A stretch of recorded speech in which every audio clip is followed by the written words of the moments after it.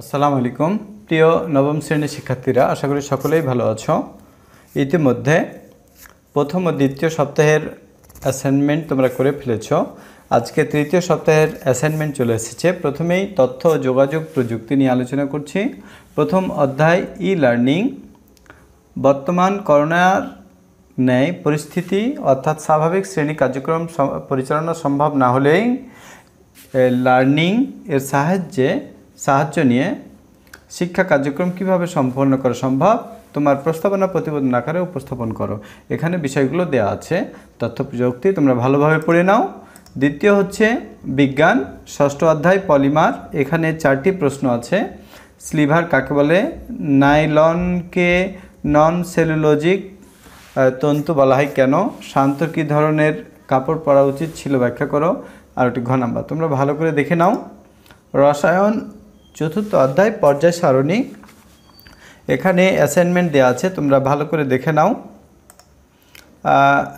এবার আসো বাংলাদেশ ও বিশ্ব পরিচয়, দশম অধ্যায়। টেকসই উন্নয়ন অভীষ্ট এসডিজি। টেকসই উন্নয়ন অভীষ্ট অর্জনে অংশীদারিত্বের গুরুত্ব। টেকসই উন্নয়ন অভীষ্ট অর্জনের সম্ভাব্য ফলাফল।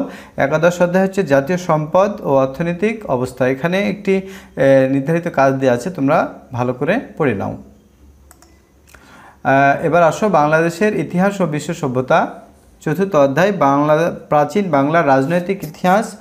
খ্রিস্টপূর্বাব্দ 326 থেকে 1204 খ্রিস্টাব্দ প্রাচীন বাংলার গুরুত্বপূর্ণ রাজবংশ শাসন ব্যবস্থা। ষষ্ঠ অধ্যায় মধ্যযুগের বাংলার রাজনৈতিক ইতিহাস। এখানে একটি নির্ধারিত কাজ দেওয়া আছে, তোমরা ভালো করে দেখে নাও। এবার আসো ব্যবসায় উদ্যোগ, তৃতীয় অধ্যায় আত্মকর্মসংস্থান। চতুর্থ অধ্যায় মালিকানার ভিত্তিতে ব্যবসায়। পঞ্চম অধ্যায় ব্যবসায়ের আইনগত দিক। এখানে 4টি প্রশ্ন দেওয়া আছে। আত্মকর্মসংস্থান কি এবং আরও 3টি আছে, তোমরা ভালো করে দেখে নাও। তো আজকের পাঠটি বা আজকের এই কাজটি তোমাদের যদি ভালো লেগে থাকে তাহলে অবশ্যই আমার চ্যানেলটি সাবস্ক্রাইব করে নিও। কেননা সাবস্ক্রাইব করে রাখলে চতুর্থ সপ্তাহের কন্টেন্ট পেতে তোমাদের খুব সহজ হবে। তো আজকের মতো এখানেই শেষ করছি। চতুর্থ সপ্তাহের অ্যাসাইনমেন্টে আবারও কথা হবে। সে পর্যন্ত ভালো থেকো। আল্লাহ হাফেজ।